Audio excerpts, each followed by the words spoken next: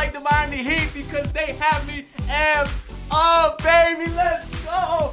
144 points without our best scorers. No Tyler, no Norman Powell, but we got Jaime Jaquez Jr. Mamma mia! Simone Fontecchio is spicy! Hella Larson is the Swedish swish. Let's go! Oh, get a stop, Jaime. He can't guard you. He can't score on Wiggins. That's right. Start the fast break. Give it back to Ben. Let's go. We are witnessing the greatest offense of all time. And they don't even care.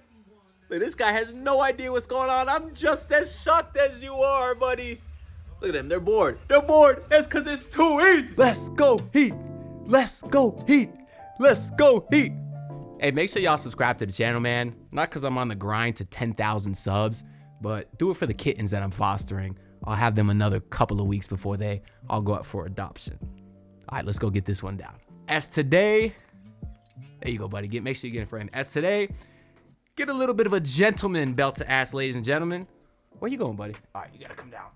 You gotta come down, buddy. Look, he's stuck all over me like Davion Mitchell.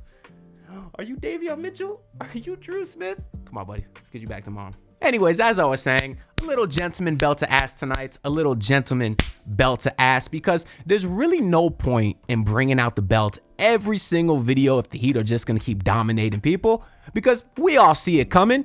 I guess all of us except for FanDuel, the sponsor of today's video, where right now you can get the Miami Heat to win the division at plus 550.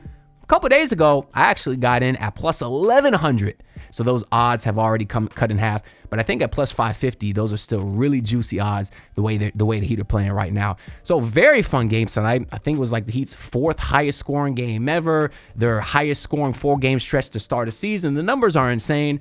I want to see all the stats that come out over the next day or so. And maybe tomorrow I'll get another film reaction video just kind of about how this offense has been so explosive. Because yesterday I posted a film breakdown of Jaime Jaquez and his breakout this season. We looked at his performance versus the Knicks. And in the past, when I've done a film analysis of a player, they've always played terrible the next game. Well, not tonight. You can no longer call me a jinx because Jaime Jaquez looked brilliant. I really got to start making shirts that say Jaime Jaquez on it. I want to look into starting an Etsy shop or something. I don't really know how that works, but let me know down below if you kind of know how that works or if you got a print shop in the area or if you would buy a Jaime Jaquez shirt. I'm very interested.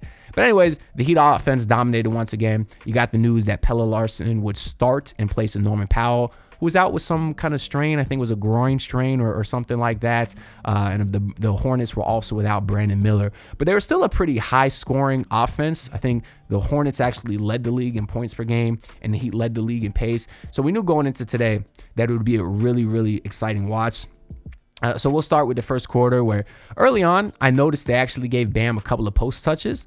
And I thought that was funny because I posted a tweet during the Knicks game that said Bam has the worst post game I've ever seen.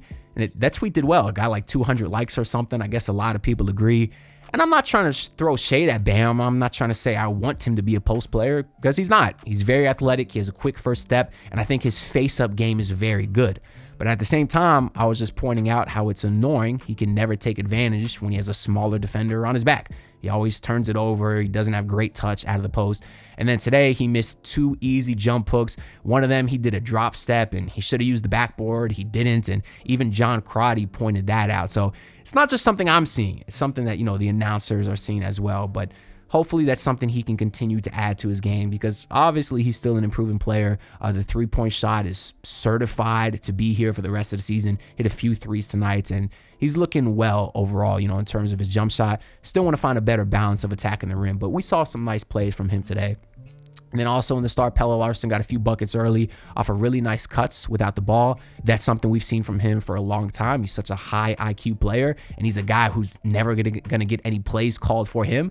Not that anybody on this Heat team is, because it still seems like Erik Spoelstra is calling no plays, and it's leading to the best scoring offense of all time. Maybe this whole time, Coach Spoelstra should have just sat back like this and let the guys do their thing. Because if all the Heat needed to do was be the best to be the best offense was run fast, they should have did that a long time ago. But anyways, Pella's a guy who gets his points on moving well without the ball, well-timed cuts, and we saw that early on from him today. Although the Hornets did get off to a hot start themselves, Mikal Bridges was just beating everybody up inside. He was being very physical tonight. And then LaMelo Ball hit some really tough shots early on as well, some deep ones. I just find him to be a very frustrating player to watch. As a non-Hornets fan, you see the highlights and you're like, wow, LaMelo Ball, it's so exciting. He's such a great player. But then, when I watch full Hornets games, when they play the Heat, I just feel like I'd be wildly annoyed if he was on my team. Yeah, he'll hit some deep threes, but for every deep three he hits, he bricks a wild shot, or he misses an open three, or he has a bad turnover trying to force something fancy. I'm not a fan of LaMelo Ball, although he's a very skilled player. I think maybe if he was in a different regimen, a different team that could kind of hone in on his talents, he might be more of a winning player. We haven't seen that to this point. But anyways, the Hornets would get off to a tough start, or a hot start, and then Jaime Jaquez would check in for Miami. He would immediately hit a three, first three of the season. Then he got back to the footwork, great up fake and under to finish with a layup. Then he hit another three, so really nice to see Jaime get cooking from downtown finally this season. And then LaMelo Ball matched both of those threes, I think. So he was still cooking the whole first quarter pretty much, but we knew that was a ticking time bomb that was going to end at any moment, which it did, because I don't think LaMelo scored in the entire second quarter. But one of those threes he hit early on, it was an and one. Didn't matter because Simone Fontecchio checked into the game and hit an and one three-pointer himself. And then to end the first quarter, Jaime Jaquez had a monster dunk, posterized the dude, had a scary fall after that, landed on his shoulder, but bounced right back up. Kind of reminded me of Norris Cole in the Jeremy Lin game, that kind of hard fall. But luckily, both those guys were okay. And it was nice to see Jaime get back up there, because was it Jovic the other day that said he didn't know Jaime could dunk anymore because he's been quiet since the dunk contest? Something like that was funny. So nice to see Jaime get back and show that athleticism. And then in the second quarter, Fontecchio, my goodness gracious. He had another highly contested three in the corner that he cashed. And then on the defensive end, he stuffed Miles Bridges, who is one of the most athletic players in the league, stuffed him on a dunk, was looking like, I know we've been trying to find a nickname for Fontecchio. We've gone with the Italian Klay Thompson, the 6'7" Ant DiNardo. Maybe we should just call him Simone Mutombo, Simone Wembanyama, because that's what he looked on that block. The refs didn't even believe he blocked it, so they called a foul. Fontecchio requested Spo to challenge, and he did. The call was overturned. Fontecchio got his block. Second time this year, Spo has listened to a player's request to challenge a play. He did that with Drew Smith last game, and now he did it with Fontecchio. So nice to see Spo using those challenges after hesitating a little bit for the previous couple of seasons. And then the Heat's little run, though, they'd be stopped by some Hornets threes. So Charlotte was keeping themselves in it. But the Pelle Larsson, wow, did he get going. Hit a couple of threes himself. So as a guy whose shooting was a huge concern of mine, came in, hit a couple of threes right away. Actually hit another three later on. So he shot really well today. And then Pelle, the three-point shooting for him, opened up his driving game, had a very strong take in transition to draw the second foul on LaMelo Ball. And then Wiggins and Jaime also did a great job to end that quarter, which gave the Heat a 16-point lead at the half. They were up 76-60. And the game was tied, mind you, like halfway through the second quarter. So the Heat outscored them by 16 in just about 6 minutes there. Going into the third quarter, the Heat had some rough shooting to start, which is funny because we know what the third quarter is, right? And usually if the Heat had a rough start, it would continue through the quarter, they'd let things spiral. It would sort of snowball into a quarter where you got outscored by 20. That didn't happen today. They had the slow start. The lead got cut to 6 just 3.5 minutes into the quarter. But then Bam had a really strong take where he had an and one. That got the lead back up to double digits. He didn't settle in transition for that little stupid push shot floater. He drove his body hard into Kalkbrenner, I think it was. Finished with the and one. Hornets didn't quit, though. They hit some more threes to cut it to a 3-point game, but then Bam Adebayo again kept being aggressive. He had a beautiful three that he hits off a paint touch from Davion Mitchell, who continues to just get in the paint at will. And then you had the two young guys working together like we've seen all season. You see all these young guys have great chemistry, whether it's Jovic to Ware or Jovic to Jaime or Jaime to Jovic or Jaime to Khalil. Your young core is functioning like just beautifully, which is obviously very exciting in terms of our future. But on this one, it was Pelle Larsson did a full court chest pass, touchdown to Jaime Jaquez in transition. And then you had another Bam midi, and then Bam had a lob from Davion in transition. And then Jaime Jaquez manhandled LaMelo, had a beautiful drop step finish, put his body right into him. And then Jaime had another aggressive paint touch and kick out to Drew Smith, who hit a three. That's kind of like what we talked about in yesterday's video where we did the film analysis. Jaime getting these paint touches, kicking out the shooters, and then that monster run put the Heat back up to 17 as the Heat were up 105-88 to end the third quarter. So another game where you're up, where you have over 100 points at the end of the third. And then in the fourth quarter, I took no notes because things were just flowing, as the Miami Heat ended up winning by 27 points, a final score of 144-117. And I just can't wait to hear about all the offensive records that this Heat team is breaking, at least for their franchise records. Maybe any type of records. I don't know. How many teams have scored over 140 points the first two games of the season? I don't know. We'll look through the box score real quick here. Andrew Wiggins today did a great job stepping up in Norman Powell's absence. 21 points for him, 3 of 6 from 3. Bam Adebayo, really great bounce back for him after a couple of inefficient games. He had 26 points and 6 rebounds on 10 of 16 shooting, 3 of 5 from 3, only 1 turnover. He was awesome today. Awesome, even defensively too. Khalil Ware today had a bit of a rough one, just in my opinion. The numbers look decent, 14 points and 9 rebounds for him. One of the weird things, though, he took 13 shots, made 4 of them. Obviously, 4 of 13 from your 7-footer is not good. But 8 of those shots were threes. So more than, and he hit 2 of them, 2 of 8. So your athletic freak 7-footer, like more than half of his shots came from 3. That doesn't seem like a good recipe. Part of that is because Kalkbrenner on Charlotte's really been balling all season. Very big physical center.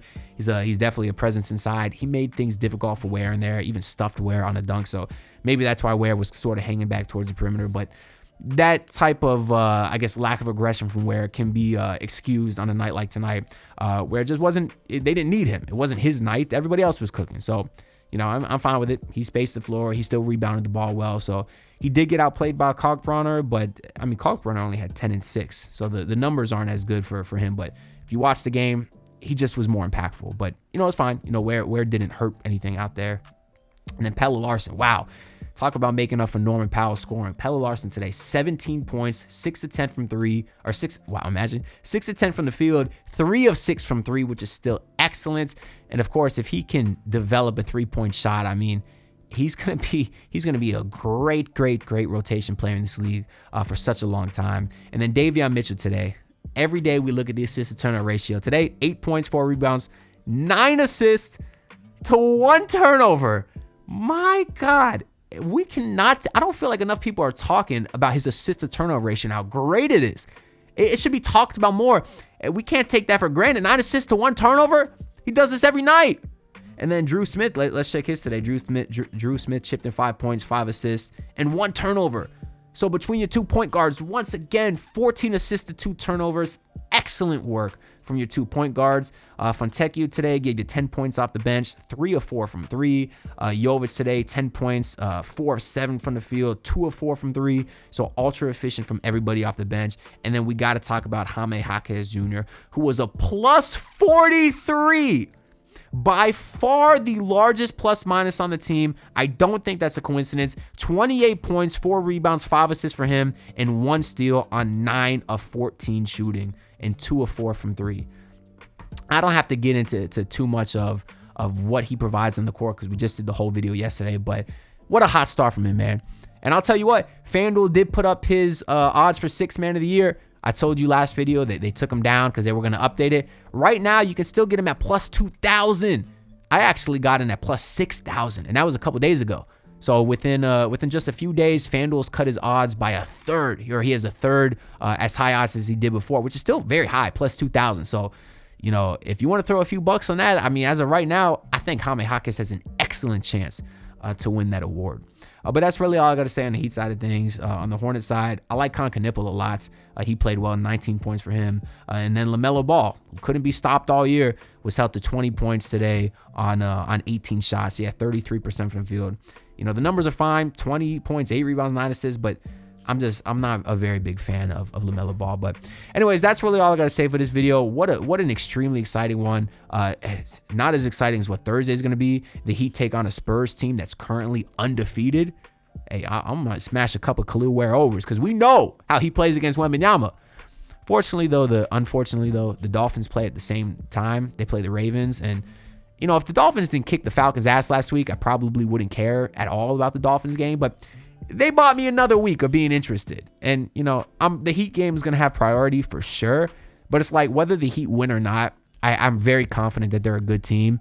If the Dolphins win, though, I might change my opinion. I might start drinking the Kool-Aid a little bit on the Dolphins, especially if Tua has another great game, this time in prime time, which we know he tends to not play great in that regard. But anyways, I'll be watching both games. I'll definitely get y'all a post-game video on the Heat, maybe the Dolphins too. Who knows? But all that being said, make sure to leave your comments down below. Very curious to hear what y'all think. Make sure to like and subscribe because I'm on the grind to 10,000 subs. See y'all in the next video. Peace out, everyone. Look, pull up in your city trying to get that dead face.